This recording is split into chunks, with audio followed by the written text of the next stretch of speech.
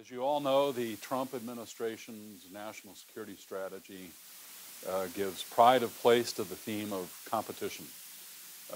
And the renewal of major power rivalry is a big factor in the current and emerging security environment. It sets out a view of that competition encompassing geopolitical competition, so a competition over the regional security orders in Asia and Europe, an economic competition, an ideological competition over who's got the right ideas for ordering human society, and of course, a competition with important military aspects. We've been looking at this question of major power rivalry and its implications for deterrence, extended deterrence, assurance of allies, and strategic stability. As you know, we've been looking at these things here at the center for a few years now. And we've done a lot of in-depth looking at Russia and Russia's relationship to NATO and the like. We've done a few events on China, but we haven't touched generally on the theme of rising powers, on the changing relationships of power among these different actors.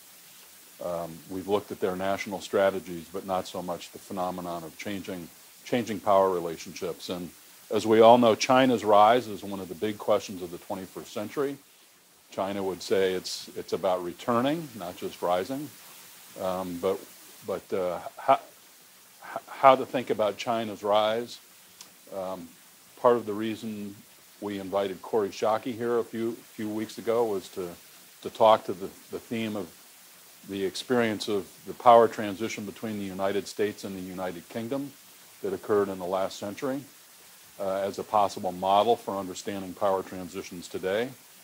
But our speaker today, Stephen Ward, has done path-breaking work on understanding rising powers and their relationship to the international order that they wish to revise in some way. And he comes to us as a professor, an assistant professor at Cornell University in the government department. He has a PhD from Georgetown University in government affairs. And he is currently this year a junior faculty fellow at Stanford University's Center for International Security and Cooperation. He'll begin by making roughly 40 minutes of comments on the record, and then we'll go to an off-the-record discussion session. Please join me in welcoming Dr. Ward.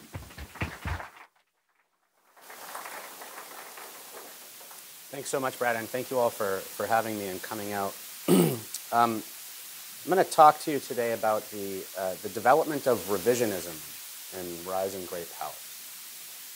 This has recently become something of a hot topic. So for years, while I was working on this project, and talked to people outside the field about it, they had little idea what revisionism meant.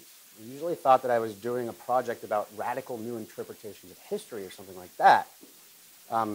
But then a couple of months ago, the most recent incarnation of the national security strategy that Brad was referencing was published, and the concept of revisionism is front and center.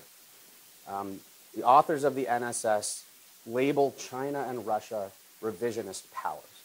What does that mean? Well, apparently it means a lot of things. China and Russia are, quote, trying to shift the balance of power in their favor, but they also want to, quote, shape a world antithetical to US values and interests. And so this is sort of followed by a litany of charges against Moscow and Beijing in order to justify the use of this particular word as a descriptor. That discussion implicates a broader debate about especially Chinese foreign policy that's been ongoing for the last couple of decades in the field of international relations. Debates between what we might call rejectionists on one hand and integrationists on the other hand. The latter, the integrationists, have argued since the 1990s that China could be turned into something like a liberal democracy through economic and political engagement, and that would obviate the need to contain China. The rejectionists, on the other hand, have argued that this is naive and that China needs to be contained and opposed, and that we should start doing that now. And so the authors of the most recent NSS have apparently decided to officially settle that debate in favor of the rejectionists. So one of the things that I'm going to suggest by the end of this talk is that this is not particularly productive. and that it may confuse more than it clarifies. There's two related problems with the way that the NSS discusses revisionism. The first is that there are more than two kinds of states, and there's more than one kind of revisionist. And so putting China and Russia in the same category is probably inaccurate and may lead to an inappropriate strategic approach to the rise of China. The second problem is related, and that's that the criteria that scholars in the last couple of decades, as well as the authors of the national security strategy, have used to declare the failure of efforts to prevent China from going revisionist are naive. Basically, for decades, observers have used domestic liberalization as a measuring stick for efforts to integrate China with the liberal international order. The apparent failure to turn China into a market-oriented liberal democracy nearly 30 years after Tiananmen has been taken as an important piece of evidence that it's now safe to treat China as a revisionist power and to effectively give up on efforts to influence its orientation toward the status quo. Put bluntly, China can either fall in line and become a responsible, that is a liberal power, or it's got to be contained and opposed. What there's no space for in this reading is anything in between.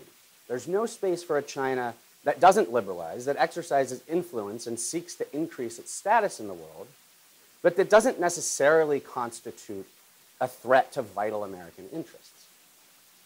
Moreover, there's no acknowledgement in this way of looking at the world that not all kinds of revisionist powers or revisionist orientations are equally threatening and destabilizing, and that it might be worth thinking about how to prevent an ambition for more power or more status or more influence in the world from transforming into a wholesale rejection of the status quo order.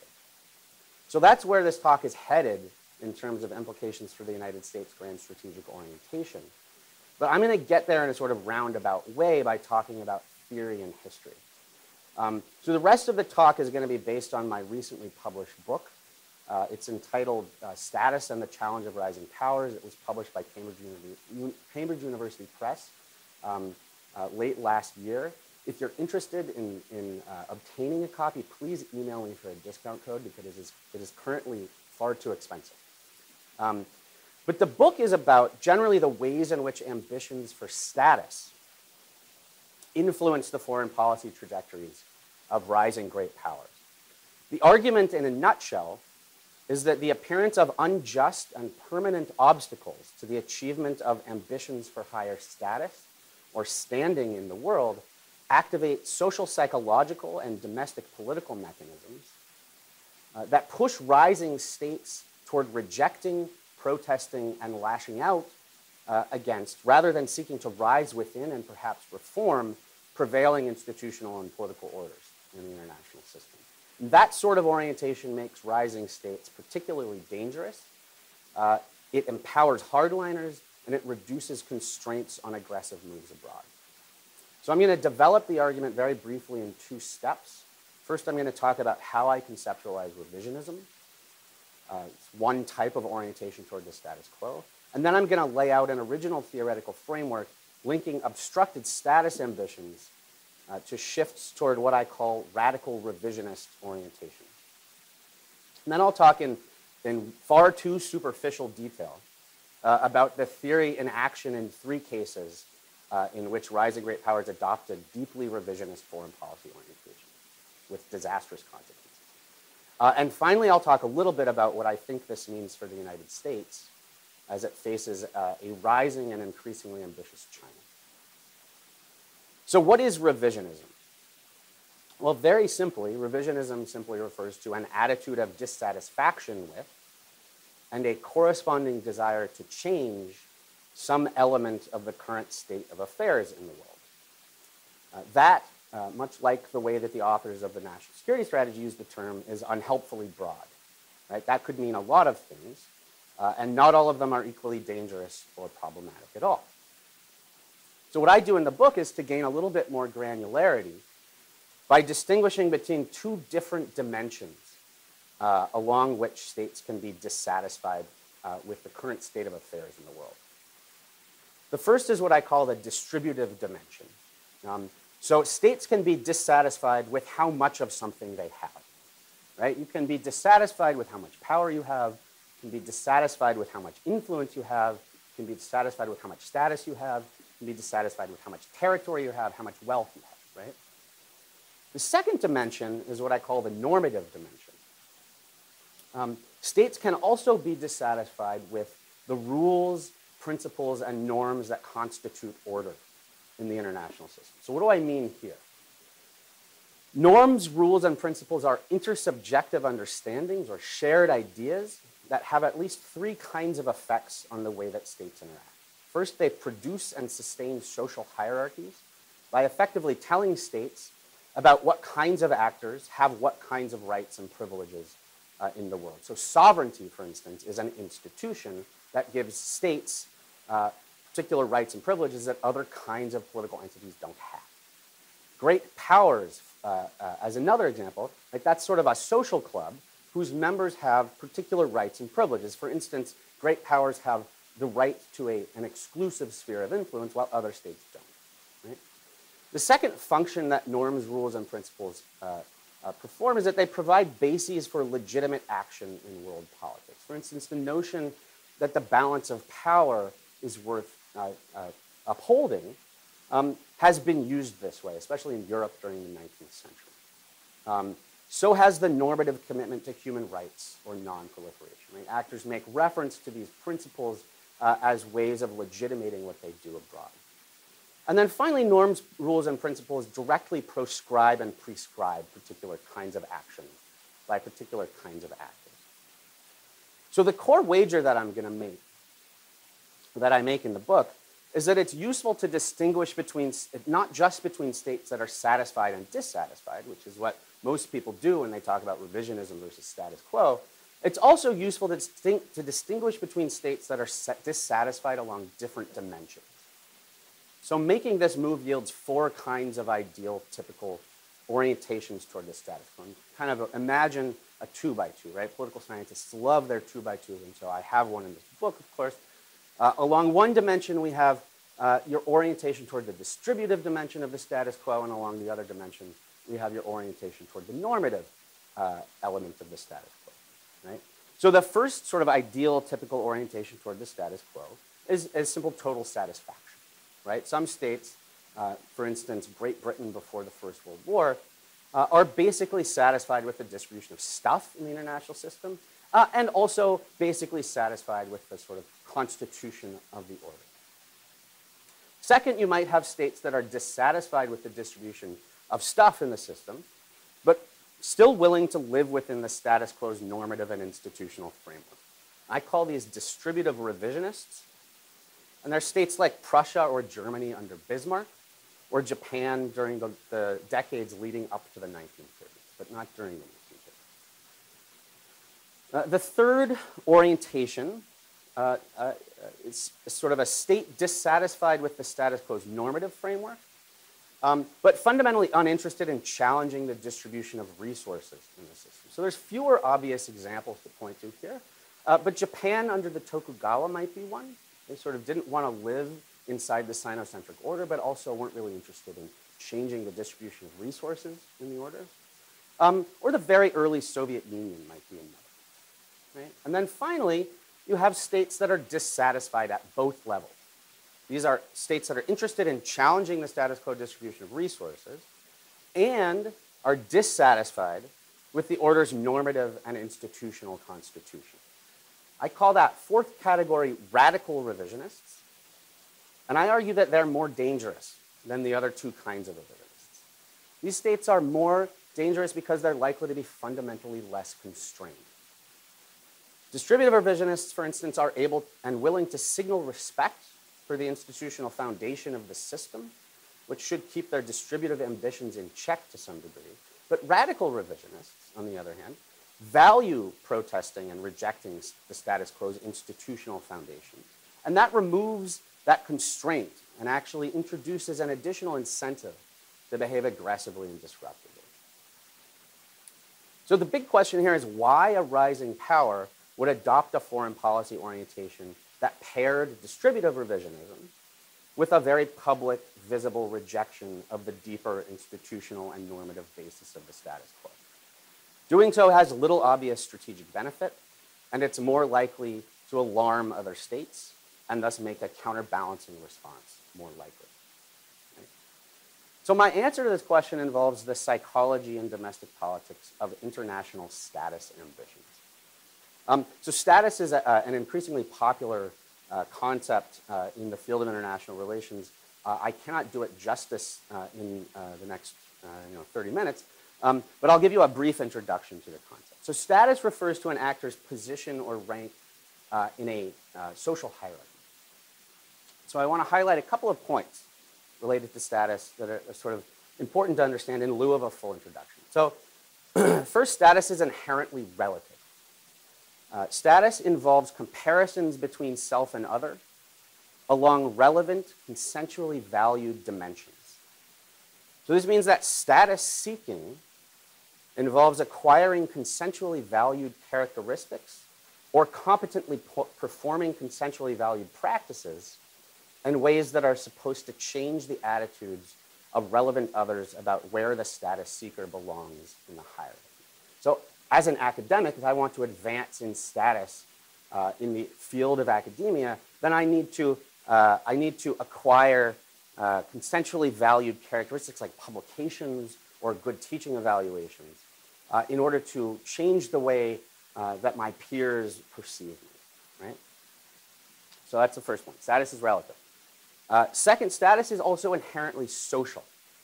Unlike other kinds of objectives like territory or wealth, achieving status requires that other actors recognize one's position as legitimate and well-founded.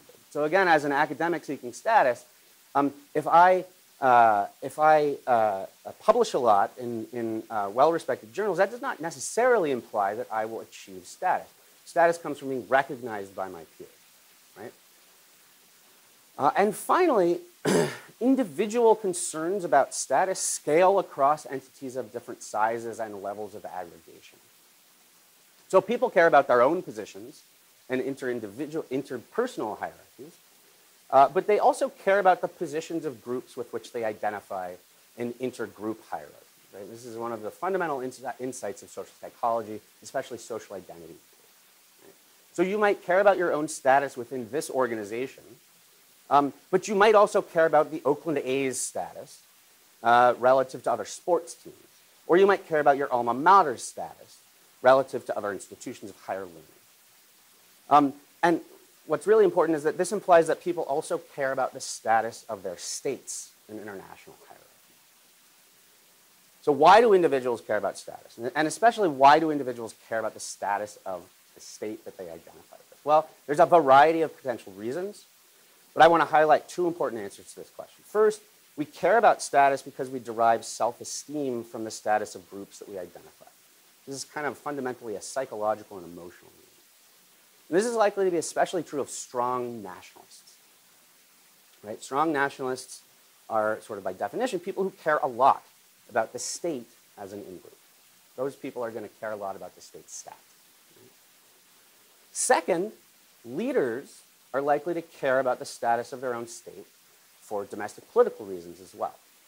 Right? This might be because their own political livelihoods depend on it, perhaps because they rely heavily on strong nationalists for support.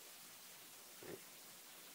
So there are other answers to this question, but I want to sort of make sure that we lay those two down.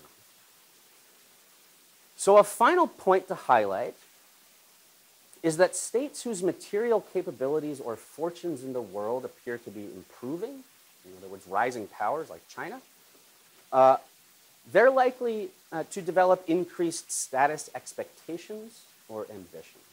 And this is because as they start to catch up along relevant, consensually valued dimensions of comparison in world politics, like economic productivity or military capabilities, they start to imagine their states as belonging in the same elite status clubs as the states that they're catching and surpassing. So it only seems just that the newcomer gets its place at the table. Right? So this leaves us in a situation where we've got a rising power developing heightened expectations for and demanding greater status. But remember, status has to be granted willingly by relevant others, right? Status is inherently social. It has to be accommodated, right? You can't just take it. Someone has to give it to you. And so states that are already in the elite club to which the rising power aspires have to behave in ways that signal to the rising state that it too has been accepted into the club. So what that means more concretely is that existing high status actors have to accommodate the status claims or the status ambitions of rising dissatisfied actors by treating them as if they have equal rights and privileges in world politics. And what I'm going to suggest in a couple of minutes is that this is part of what China wants today. Sometimes, though, existing high status actors, existing members of the elite club, don't treat rising powers making status demands in ways that signal to them that they have the same rights and privileges. And sometimes they refuse to do so in ways that cause anxiety within the rising power that the order itself may be fundamentally incompatible with the rising power status ambition. So I call this condition status immobility. You might think of it like a kind of an international glass ceiling. Right? The rising power thinks it deserves to be up here, but it also thinks that the order poses a fundamental obstacle to going past here. So how can a rising state respond to such a dilemma? There's kind of three options. Right? First, the rising state could simply give up or reduce its expectations, stop making the status claims that appear to be fundamentally incompatible with the order. That's probably not going to be particularly satisfying, and it may be domestically dangerous for leaders. Second, the rising power could simply continue trying to convince other actors to accept its claims. Just keep doing what it's doing. This is likely to be unattractive as well, since it actually just reinforces the legitimacy of what may, within the rising state, be seen as an increasingly illegitimate status quo order. So I argue instead that these sorts of glass ceilings, these kinds of status glass ceilings, produce psychological and domestic political incentives to reject, lash out against, protest, or even attempt to overturn the norms, rules, and institutions that constitute the status quo. So for one thing, social psychologists have found that individuals tend to value quote-unquote non-normative responses or rule-breaking when they face persistent injustice. There are both instrumental and emotional reasons for this. Protesting or trying to overturn the normative basis of the status quo order may promise some slim prospect of removing the obstacle, but it may also simply be a means of venting anger and frustration. Relatedly, widespread concerns that the state faces a status glass ceiling produce domestic political conditions that favor hardliners and disfavor anyone advocating a moderate approach to foreign policy. The more obviously unjust the international order is, the easier it is to argue in favor of trying to break it, or lash out against it, or otherwise protest against it. And the harder it is to argue in favor of patience and cooperation with the states that currently occupy the top tier of that unjust order. So to summarize the theoretical story, rising powers often develop ambitions for higher status, and these are expressed through efforts to acquire consensually valued characteristics and competently perform consensually valued practices in ways that aim to change what other actors think about where the state belongs in the hierarchy. This often looks like emulation of existing high status actors. Sometimes existing members of elite clubs behave in ways that contribute to the perception that the rising power faces a status glass ceiling or a condition of status immobility. Basically, it appears as if no matter what the rising power does, no matter how worthy it is, it won't be recognized adequately. And this produces social, psychological, and domestic political forces that favor policies that somehow reject the normative and institutional foundations of the status quo order. In short, we start with a state pursuing distributive changes to the status quo in the form of increased status, and we wind up with a state pursuing a mix of policies that look more like radical revisionism. So I'm going to now illustrate very briefly how this theory works in the three most significant cases of the three most significant radical revisionists in modern history: Wilhelmine Germany, Imperial Japan, and Weimar Germany. So each of these three states experienced a shift at some point away from a more limited distributive form of revisionism towards what looked more like radical revisionism. And I argue that none of those shifts can be understood fully without appealing to the dynamics I've just described. I'm going to start with Wilhelmine Germany, Germany in the decades leading up to 1914. So Germany became obsessed with becoming a world power after Wilhelm II took power and ousted Bismarck as chancellor. Germany then started to accumulate what were at the time seen as the markers of world power status, essentially valued characteristics in this particular field, right? This was what the policy known as Weltpolitik was all about. It involved acquiring colonies in Africa and East Asia. It involved building a massive fleet of battleships, which really served very little strategic purpose. It involved inserting themselves into situations around the world that really didn't involve them at all, especially two crises in Morocco, but also crises in South America and in the Pacific. This was all aimed, in the end, at securing for Germany a place alongside Great Britain in the World Power Club.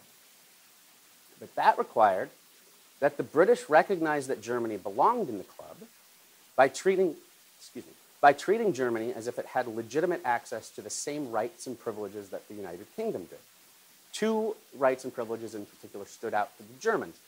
These were, first, the right to be consulted when other European powers came to agreements that divided the non-European world. And the second was the right to naval equality. Right? The Germans wanted the British to acknowledge that the Germans had the right to have a navy that was as powerful as the British Navy. British foreign policy disappointed the Kaiser's expectations on both counts. And the result was, by 1911, a growing sense that Great Britain, and especially Great Britain's apparent commitment to maintaining a European balance of power above all else, posed an insuperable obstacle to Germany's status ambitions. And the result of that was, I want to be clear, not a determination to go to war. I'm not arguing that status immobility leads directly to the determination to start the war in August 1914. But status immobility does seem to have changed the way that some German elites valued major war relative to other options. It also seems to have made it more difficult for German moderates, like the Chancellor Theobald von Bethmann-Hollweg, to cooperate with the British in the months leading up to the July crisis. And that, in turn, likely contributed to the way that the July crisis turned out. The second case I want to talk about is Imperial Japan. So from the time of the Meiji Restoration until the early 1930s, Japanese foreign policy was deeply interested in gaining acceptance for Japan as first a fully sovereign state, and then later as a member of the club of Western great powers. And so this effort involved, in very simple terms, emulating the cultural, political, and military practices of the Western powers. The Japanese changed their diplomatic practices and formal dress at court to match Western standards. They banned pornographic art and mixed gender bathing out of deference to Victorian sensibilities. And of course, they built Western weapons and engaged in European and American style imperial practices. The Japanese measured their progress by observing their treatment at the hands of the Western powers. Western treatment disappointed Japan's expectations in three areas. First, and I think most importantly, Western immigration restrictions imposed on Asians throughout the late 19th and early 20th centuries in both the United States and in the British dominions signaled to Tokyo that the Japanese remained and would always remain sub-civilized. Sub-Western and different. They'd never be fully allowed into the same club as the United States, Great Britain, and France. Second, restrictions on naval building that were imposed as part of the Washington Naval Treaty reinforced that signal. The Japanese were allowed to build 3 tons worth of capital ships for every 5 tons that Washington and London were allowed. And I'm not sure if I'm allowed to show my book on the video. No? Sure? Okay, so this is a punch cartoon, right? Sort of depicting Japanese dissatisfaction with the 5-to-5-3 ratio, right? And I argue that this dissatisfaction was essentially based in status concerns. right? Japanese said, why are we seen as sort of occupying that rung just below the top level of the international hierarchy? And finally, Western actions undermine Japan's claim to a sphere of influence in its near abroad. Japanese elites understood this as a sort of Asian Monroe doctrine, and periodically Western actions sort of called the legitimacy of that claim into question. The result, which was ultimately triggered by an infuriated, indignant response to the League of Nations' condemnation of Japan's invasion of Manchuria in 1931, was that Japan left the League of Nations and began the process of withdrawing from and thus unraveling the rest of the interwar East Asian order as well. A now isolated and increasingly militant Japan was then left, in American diplomat Hugh Wilson's words, to join the community of the damned, a grouping of states that would mount a frontal challenge to world order over the next decade and a half. And my third case is Weimar and Nazi Germany. So interwar Germany, of course, was not a rising power in the same way that Wilhelmine Germany and Imperial Japan were. But it was obsessed with regaining status. And it also had the same kind of incentives to behave patiently that the other two powers had. For interwar Germany, the status problem was rooted in having been demoted from the ranks of the great powers under the terms of the Versailles Treaty that ended World War I. Parts of Germany were occupied. Germany had been forced to cede a significant amount of territory. Germany was not granted full sovereignty over its military, and Germany was required to pay reparations for the costs of the war. And perhaps most significantly, Germany was forced to accept responsibility for bringing about the war in the form of the war guilt clause that was written into the Versailles Treaty. These were tough conditions to swallow, in large part because they implied that Germany no longer counted as a member of the Great Power Club in the same way that it had before. And so an important thrust of interwar German foreign policy, most of which was directed by longtime Foreign Minister Gustav Stresemann, was to convince the victorious powers to readmit Germany to that club by altering the terms of the Versailles settlement. Stresemann's policy aimed to accomplish this by demonstrating that Germany was complying with the terms of the Versailles settlement. This is called the policy of fulfillment, and it bore some fruit. Germany's reparations bill was renegotiated twice in ways that were favorable to Berlin, and the Rhineland was eventually evacuated. But by the end of the 1920s, there had been enough evidence of Western foot dragging that the notion that Germany would never fully regain its status was widespread. And Hitler's political rhetoric was, from the start of his public career after World War I, centrally concerned with the injustice of Germany's demotion from the ranks of the great powers. He tapped into the anger and frustration about apparently permanently obstructed status that had developed by the end of the 1920s, and that contributed to the surprising ascent of the Nazi Party in 1929 and 1930. And so now I want to talk just a little bit about China and the United States, and then I'll stop for questions. There's no question that China is a rising power. There's also no question that China has outstanding status ambitions.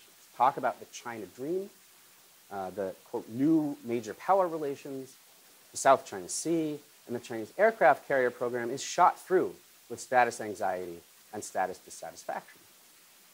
What does this mean, though, about China's orientation toward the status quo? And what does it imply about how the United States ought to approach China's rise? First, there's no question that China is a revisionist.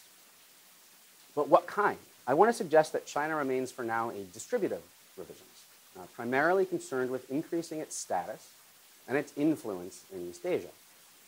I think this makes China a fundamentally different kind of actor than Putin's Russia, which also, by the way, is a status-obsessed state. Putin's Russia appears far more committed to menacing and perhaps overthrowing the normative and institutional foundations of the liberal international order, which I take here to mean ideological liberalism and institutional democracy. While China does not share these values, Beijing is not actively undermining them around the world, just within its own borders and sphere of influence. But the analysis at the core of my book suggests that China could certainly become a more deeply radical revisionist and that much thus depends on how the United States chooses to treat China's ambitions for status. So what does China want? What would accommodating China's status ambitions require? Fundamentally, it would require treating China in the way that it thinks a great power deserves to be treated. And I think that that involves sort of two rights and privileges. First is that the United States would have to agree not to criticize Beijing for its domestic institutions and its human rights violations. This is fundamentally a demand on China's part that the United States respect its sovereignty. And second, and probably more problematically, the United States would have to grant China the right to a sphere of influence in its neighborhood. I think there's compelling evidence that the Chinese understand the right to a sphere of influence as inextricably linked to great power status, and it thus implicates status ambition. This is what the South China Sea stuff is partially about, is this status claim that implicates the rights claim. So this would be extremely costly. These would constitute costly, monumental shifts in American foreign policy. Right? It would require basically pulling back from East Asia.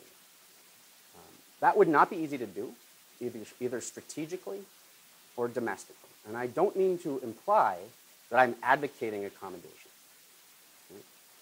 But assuming that China continues to rise, the only other choice is likely an extended period of rivalry in an area that will become increasingly costly and difficult for the United States to dominate and even to defend. And so there's no good option here. There are only two difficult ones. And so perhaps the most important implication that comes out of this project and this book and this talk is that we should approach the choice without delay and with a full and clear picture of the costs and benefits of accommodating versus failing to accommodate Chinese status ambition. So I'll stop there. Thank you very much for your attention.